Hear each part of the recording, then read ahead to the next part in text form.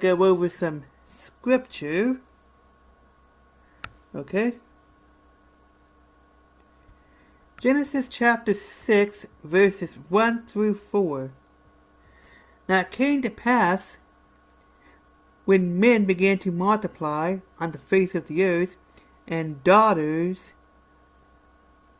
were born to them, that the sons of God saw the daughters of men. Notice that distinction, by the way. That they were beautiful, and they took wives for themselves of all whom they chose. And the Lord said, My spirit shall not strive with man forever, for he is indeed flesh, yet his days shall be 120 years.